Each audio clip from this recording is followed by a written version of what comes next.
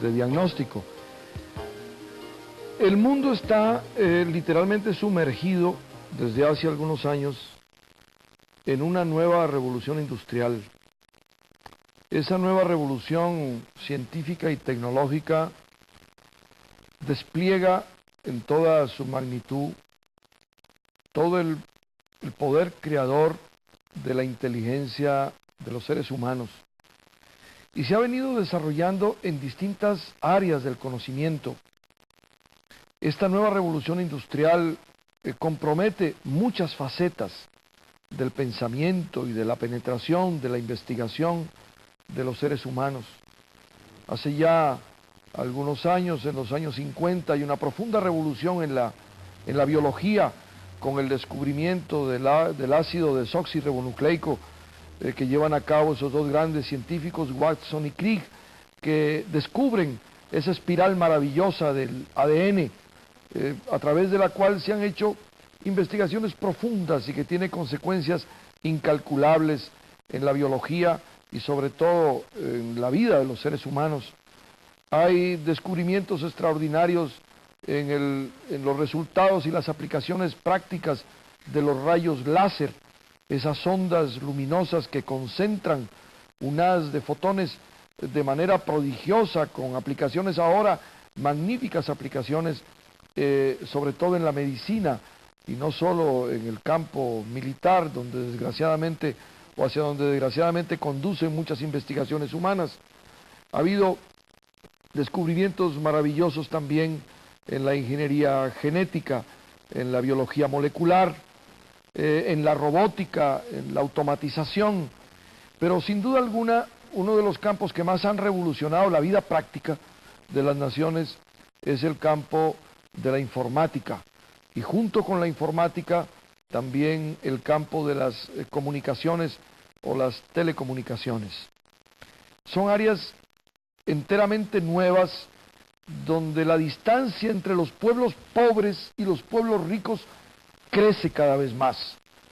Sin embargo, gracias a la inteligencia de los costarricenses, a la visión preclara de algunos políticos, construimos una base tecnológica y también científica, una base de conocimientos para el máximo aprovechamiento de algunos de estos campos de la ciencia. Y gracias a la existencia del ICE, el aspecto de las telecomunicaciones, fundamental en el mundo de hoy, pues sigue estando por ahora en manos del pueblo costarricense, que adquiriendo tecnologías avanzadas, aplicándolas, ha colocado a Costa Rica en un lugar muy importante, como ya veremos. Para hablar de este fenómeno de las telecomunicaciones, de su significado, de su importancia económica, social, política, de la realidad costarricense, hemos invitado al ingeniero Fumero Paniagua, quien es uno de los más connotados especialistas en estos campos. El ingeniero Gerardo Fumero Paniagua se graduó como ingeniero eléctrico en la Universidad de Costa Rica, trabajó posteriormente en una empresa de diseños, DIPSA, posteriormente se ingresó al ICE, donde desde un principio, desde hace más de 20 años, trabajó en el área de telecomunicaciones. Hoy realiza sus esfuerzos laborales en el área de prevención y control de los fraudes en el campo de las telecomunicaciones. Ha realizado estudios de posgrado y de aplicación práctica de sus conocimientos en países tan avanzados como Suecia, Francia y Japón. Él nos va a ilustrar sobre este tema. Vamos a tratar de que aquí en este programa sean destruidos muchos mitos. Ese mito de no podemos, somos un país incapaz, otros tienen que venir a hacer lo que nosotros no podemos hacer, etcétera. Habrá mucho tiempo para hablar. Le damos las gracias por su presencia en Diagnóstico, ingeniero Fumero. Nos sentimos muy honrados con su participación en nuestro programa. Sabemos de sus esfuerzos por estudiar, por conocer, por penetrar en este campo y las repercusiones políticas que esto tiene también, sobre todo ahora con vistas a un llamado Tratado de Libre Comercio entre nuestro país y los Estados Unidos. Le doy las buenas noches y le agradezco mucho su presencia en Diagnóstico. Con mucho gusto, don Álvaro. Gracias por la invitación. ¿Cuál es la realidad de Costa Rica en el campo de las telecomunicaciones? ¿Cómo nos ubicamos nosotros en el contexto centroamericano y latinoamericano? Sí, creo que para empezar, antes de entrar directamente al tema, me parece que es importante ubicar nuestro país dentro de ese contexto, centroamericano y latinoamericano incluso. Históricamente, o sea, en los últimos 20 años, si uno mira, digamos, el desarrollo de las telecomunicaciones en el país, y con datos oficiales de la Unión Internacional de Telecomunicaciones, como los que tenemos acá, por ejemplo, del año 2002, Costa Rica ha ocupado tradicionalmente un segundo lugar en esas últimas décadas, digamos, después de Uruguay. Curiosamente, Uruguay, bueno, después del año 2002 por ahí comienza a estancarse un poco en el desarrollo de las telecomunicaciones, y ese primer lugar que ocupaba Uruguay en Latinoamérica resulta que se le ha cedido a Costa Rica a partir de este año. O sea, hoy Costa Rica tiene un desarrollo por encima del de Uruguay, que era el primer lugar en América Latina, ocupando Costa Rica el primer lugar. O sea, hoy día Costa Rica tiene un 28.54 líneas telefónicas por 100 habitantes, es un 28.54% de los habitantes que tienen un teléfono fijo, y Uruguay está con 28 líneas. Todos los demás países, Chile, Brasil, Argentina, México, etcétera, están por debajo de ese indicador. Perdone que le haga una interrupción, pero esto que usted dice me parece asombroso, porque uno de los argumentos más llevados y traídos y a veces manejados de manera absolutamente demagógica es que estamos atrasados, que aquí nos hemos quedado rezagados. Algunos se han atrevido de manera absolutamente irresponsable a decir que estamos por detrás de Nicaragua y de El Salvador y de otros países que son obviamente muchísimo más rezagados que Costa Rica en algunos campos. Definitivamente no es cierto, don Álvaro. O sea, imagínese, como aquí vamos a mostrar ahorita, o sea, hay indicadores de desarrollo como el que le acabo de mencionar, con datos oficiales, indicadores de calidad incluso y de precio, y eso en todos los campos. O sea, incluso en el área de Internet, que tal vez no estamos ocupando los primeros lugares del mundo, yo diría que posiblemente los estemos ocupando a partir del año entrante, con todo el desarrollo millonario en dólares que está ahorita el ICE teniendo en la completación de una serie de proyectos para el desarrollo de Internet. De modo que definitivamente, como le digo, más bien todo lo contrario, se demuestra con datos oficiales de que Costa Rica ocupa un primerísimo lugar en todo sentido, como le digo, en calidad, en densidad telefónica, en desarrollo, en precios, sobre todo en costos. Un primerísimo lugar en Latinoamérica, incluso en precios en el mundo entero. O sea, aquí hay datos de precios, tarifas básicas, digamos, que demuestran que son las más económicas, las más bajas en el mundo entero, o sea, compitiendo con cualquier país. Y me parece que tal vez en alguna tarifa por ahí, China tal vez era más económico, pero realmente los precios aquí son de los más cómodos del mundo, ¿va? Este indicador que tengo acá, por ejemplo, y que esto es... si se puede mostrar a la cámara, este es un dato yo lo puedo mostrar si le parece, ajá, tal vez. Que da me lo dio la ATT de Estados Unidos, la oficina acá en Costa Rica, y es una medición que ellos hacen para el 6 de diciembre del año 2003. Lo que mide la completación de llamadas desde los Estados Unidos a cada uno de los países latinoamericanos. ¿Qué significa eso de completación de llamadas? Es de la cantidad total de llamadas que salen de Estados Unidos y llegan a Costa Rica, con destino a Costa Rica, cuántos de esas se completan efectivamente, cuántas son contestadas efectivamente. Y resulta que ese parámetro, que para mí mide de la mejor forma la calidad de un sistema globalmente, digamos, porque uno toda su eficiencia. Exactamente, la eficiencia del sistema. O sea, uno podría apuntar, bueno, errorcitos en GSM por aquí, en un sistema por allá, digamos, individualmente algunos servicios puede que tengan algunas deficiencias y ciertamente las tienen, o sea, no hay nada perfecto, o sea, sabemos que en el ICE hay cosas que mejorar. Pero como ustedes pueden ver ahí, la completación desde los Estados Unidos de llamadas entrantes a Costa Rica es la más alta de América Latina. De toda América Latina. Con un 71,47%. Todos los demás países están por debajo, Argentina, Chile, El Salvador, Guatemala, etcétera, siguen en la lista. De modo que eso es muy importante. Otro parámetro que podríamos apuntar es, por ejemplo, bueno, incluso en Internet tampoco es, como le decía, a pesar de que el desarrollo no ha sido el más eficiente, ciertamente hay que reconocerlo. Hay un estudio de la UIT del año 2012 en que nos ubica en el mundo, o por lo menos en un análisis de 174 países, nos ubica en el puesto 58, en el rango 58 dentro de esos 174 países.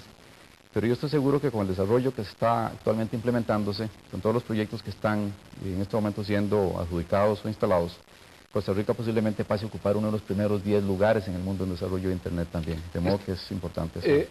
Recordando que de acuerdo con las cifras del Banco Mundial, los países desarrollados son llamados países de alto desarrollo, son aproximadamente 25 países. De modo que si usted toma en cuenta eso, uno podría comenzar diciendo, bueno, una cosa son los países de alto desarrollo.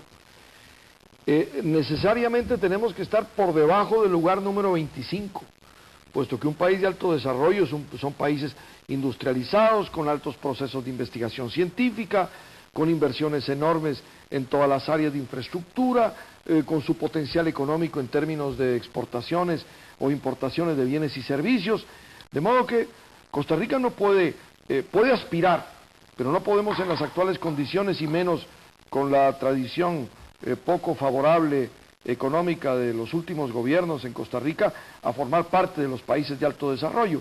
De modo que estar por debajo de los 25, estar en un 58º lugar, tampoco todavía hoy es un desastre ni mucho menos. Pero quisiera que usted, antes de hablar un poquito más de este asunto de Internet, ingeniero, nos dijera, ¿no es cierto que ha habido una serie de inversiones que han sido frenadas en Costa Rica? Que yo quiero decirle aquí a los amigos televidentes que el ingeniero Fumero trabaja en el ICE, pero él no habla en nombre del ICE, ni habla necesariamente como un vocero oficial de esa institución tan notable y tan querida. Él ha sido invitado a nuestro programa como ciudadano libre, auténticamente libre, como intelectual, como estudioso, como profesional, que basa sus observaciones en datos, en criterios. De modo que yo hago la aclaración para que no haya absolutamente ninguna confusión. No viene aquí a hablar en nombre, oficialmente en nombre de ninguna institución. De modo que usted iba a expresarnos algo. Sí, don Álvaro. Este cuadro refleja exactamente eso que usted estaba comentando. Esa línea de arriba, esta línea de arriba acá, muestra que... Tal vez esperemos un momentito que sea enfocada por la cámara que tengo enfrente. De modo, ahí está, sí. La Unión Internacional de Telecomunicaciones recomienda que un país, para que tenga un adecuado desarrollo, debe invertir un 60% de sus ingresos. Es esta línea que está acá. Como ustedes pueden ver, Costa Rica ha venido invirtiendo en promedio un 40%, es esta línea que está aquí más abajo. Excepto en los últimos años, digamos, que sí nos pasamos un poco de ese 40% en promedio, por ejemplo el año 2001, que subimos a un 67%, pero como le digo, realmente el desarrollo que hemos comentado antes en cuanto a calidad y densidad telefónica, el desarrollo que es el primer lugar en Latinoamérica, todo eso se ha hecho a pesar de que esa inversión ha sido no la ideal.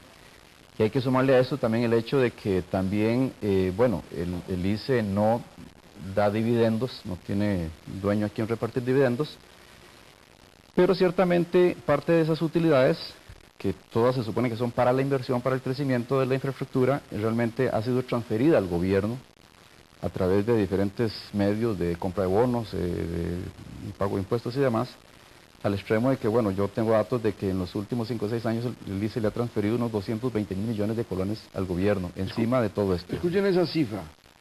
El ICE le ha transferido al gobierno para sus gastos propios del Ministerio de Hacienda, en vez de ser reinvertidos en su propia función, cercano a los 220 mil millones de colones. Hay un aspecto que tiene que ver con este asunto de las inversiones, ingeniero, que quisiera comentarlo con nuestros amigos televidentes. Es que de acuerdo con las normas o los patrones de los organismos financieros internacionales, si el ICE construye una nueva planta o si el ICE monta un conmutador telefónico o si desarrolla sus mecanismos para que la velocidad de captación o de manejo y funcionamiento de las ondas internacionales sea más veloz, estos organismos financieros tengo entendido que consideran eso como un gasto y no como una inversión. Entonces al país se le dice, usted no puede gastar, y obviamente los gobiernos deberían preguntar, ¿cómo gasto? Esto es una inversión. Si ustedes piden un préstamo en un banco y hacen una fiesta y se compran un carro nuevo y se van a pasear, pues eso es un gasto. Pero si piden un préstamo y lo invierten en mejorar su vivienda, en fortalecer la educación de sus hijos, en crear condiciones más favorables de vida para la familia, eso es una inversión, eso no es un gasto.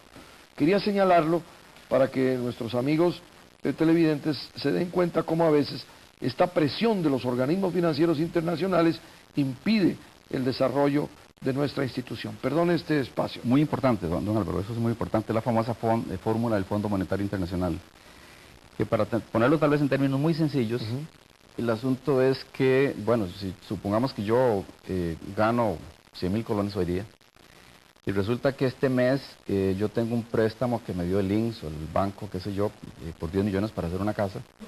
Entonces resulta que este mes yo voy a tener, digamos, dentro de la fórmula del Fondo Monetario Internacional, un gasto de 10 millones 100.000, porque voy a gastar los 100.000 míos y voy a gastar 10 millones más de la casa. Entonces, como no me alcanza los ingresos, que son 100.000 pesos, para gastarme esos 10 millones este mes, entonces resulta que no me autorizan ese préstamo. Es tan absurdo como eso. Exactamente. Ese es el punto, o sea, que cualquier inversión se considera como un gasto, entonces los ingresos tienen que ser suficientes para cubrir esos gastos y por supuesto que en este caso nunca va a dar. Con un agravante, que muchos de los ingresos que podrían respaldar determinado tipo de inversiones han sido transferidos por sistemas contables al Ministerio de Hacienda en condición de bonos de la deuda pública, bonos que reciben una rentabilidad del 13, el 14% o menos, en vez de ser utilizados en inversiones que podrían mejorar aún así los parámetros del ICE, ya no para estar en un primer lugar o para ascender en el lugar de las telecomunicaciones mundiales, sino para convertirse realmente en un ejemplo de desarrollo en el mundo entero. Efectivamente, tal vez, don Álvaro, para mencionar un poquito sobre los costos que antes hablábamos, o las tarifas más bien del ICE. Esta tabla para el servicio fijo ilustra lo que es las tarifas en Costa Rica en relación con Centroamérica, por lo menos. Vean que eso fue un dato de A7 para el año 2003, creo que fue mediados, y lo que dice es que mientras la tarifa básica para un servicio residencial fijo era de $4 en Costa Rica, en Panamá eran $19 y en Nicaragua $20. Acabo de estar en Nicaragua y es escandaloso la situación a la que someten a la ciudadanía nicaragüense. Privatizaron las telecomunicaciones y es uno de los lugares más caros del mundo en llamadas telefónicas, y ya no digamos en llamadas internacionales. A un pueblo pobre como Nicaragua, y esos son los ejemplos que nos quieren presentar. Pero aún así usted tiene aquí datos de otros países de Centroamérica, como son Guatemala, Honduras, El Salvador, Panamá y Nicaragua, por el minuto adicional. El que anda más cerca de Costa Rica, que es Guatemala, cobra 10 veces más que la tarifa costarricense. Y la que anda más caro, que es Nicaragua, cobra 50 veces más que la tarifa costarricense. Es asombroso. Esto nuestro pueblo tiene que saberlo, para que no se deje trampear ni engañar con toda esa falsa propaganda del supuesto atraso de nuestro país. Y en el resto de los servicios igualmente, don Álvaro, o sea, por ejemplo, este otro cuadro muestra, por ejemplo, las tarifas igualmente básicas y por minuto adicional para Centroamérica. Y vean que mientras en Costa Rica la fuente es Contelca, en este caso salió esta publicación en la República el 24 de octubre, mientras en Costa Rica la tarifa básica... ¿Qué es Contelca, perdón? Contelca es la Comisión Centroamericana de Telecomunicaciones, que reúne a los países de Centroamérica, una entidad, digamos, especializada en telecomunicaciones.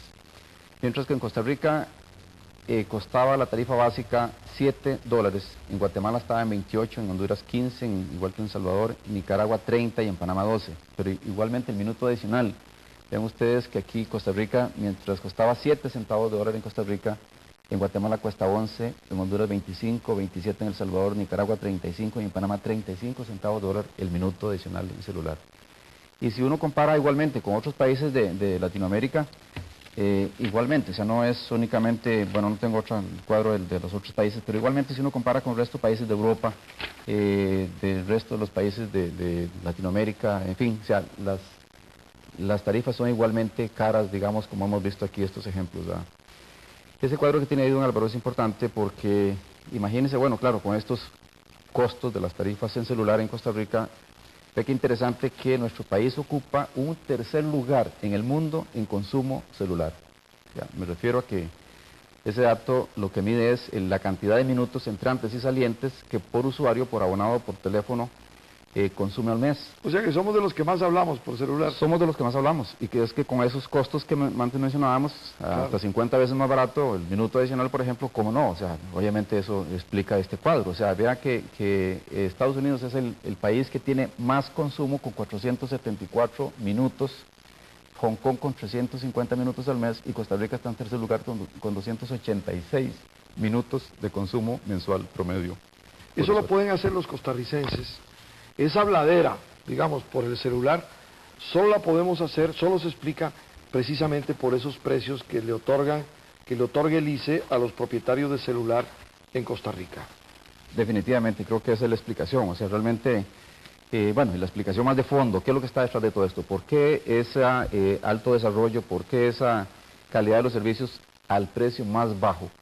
Bueno, yo creo que la explicación un poco es este documento que está acá, que habla de que, bueno, tenemos un Estado social de derecho que ha escogido educación antes que ejército, ha invertido el dinero, me parece que adecuadamente. Hay instituciones del Estado que dan servicios al costo, o sea, sin fines de lucro. O sea, no hay en las tarifas del ICE un porcentaje como si tiene, digamos, una empresa privada, obviamente para repartir utilidades entre sus socios, accionistas o dueños. Bueno, aquí en Costa Rica no, o sea, todo lo que uno paga es para los gastos de operación y mantenimiento, para todos los gastos administrativos, financieros, etcétera, y un margen ahí de utilidad para reinvertir en la misma infraestructura del país de telecomunicaciones. Entonces, bueno, eso hace que los costos sean sumamente bajos. Otra cosa también es que, bueno, tenemos un principio de solidaridad que priva, digamos, en esos servicios que presta el Estado a través de las instituciones autónomas, lo cual hace que el servicio sea lo más universal que yo pudiera encontrar en Latinoamérica. Porque ciertamente lo que hemos visto es que aquí es donde más accesibilidad hay al mercado, donde más hay teléfonos instalados per cápita, digamos, en este país, en toda Latinoamérica. Eso es producto de ese principio de solidaridad que privan en este desarrollo y que ha garantizado un acceso universal como el que más en América Latina. Yo quisiera, antes de pasar al próximo tema, insistir en eso que usted nos trae, ingeniero Fumero. Decía recientemente en una conversación con un grupo de personas que se reúnen periódicamente en una tertulia en Escazú, a examinar, a meditar, a reflexionar sobre los problemas de Costa Rica en muchas facetas. Yo decía, bueno, ¿quién puede hablar aquí para hablar de Centroamérica? ¿Quién puede hablar en Centroamérica de modelo nacional? ¿Podemos hablar de un modelo guatemalteco? Por supuesto que no. Ese es un pueblo que está saliendo de 30 años de guerra, con problemas sociales terribles, con masacres en las poblaciones indígenas, con un gobierno ratero que anda huyendo todos del presidente para abajo para que no los enjuicien. Podemos hablar de modelo hondureño. Y quiero decir que yo digo esto, yo expreso esto con un profundo sentimiento de solidaridad por nuestros hermanos de Centroamérica. Los pueblos no tienen la culpa, de ninguna manera, son sus conductores, pero podemos hablar de un modelo hondureño con casi un 65% de pobreza, con más de un 60% de analfabetismo, con problemas terribles. Podemos hablar de modelo salvadoreño, con un país sometido a la privatización a mansalva de sus riquezas, con una situación de pobreza extrema que supera el 50% de los habitantes. Podemos hablar de modelo nicaragüense, cuando nuestro pueblo generosamente ha recibido miles y miles de hermanos nicaragüenses que han venido aquí a buscar un mejor destino para sus familias. No podemos hablar de modelo, pero sí podemos hablar de modelo costarricense. Los costarricenses podemos hablar con legítimo orgullo de que hay un proyecto social que se ha construido sobre eso que el ingeniero Fumero llama solidaridad. Hay un modelo nacional, de modo que tenemos que entenderlo, si queremos defender lo que tenemos y no perderlo. Vamos a hacer una breve pausa y regresamos con nuestro invitado de hoy, el ingeniero Gerardo Fumero, que nos ilustra magníficamente sobre este tema de las telecomunicaciones. Ya regresamos.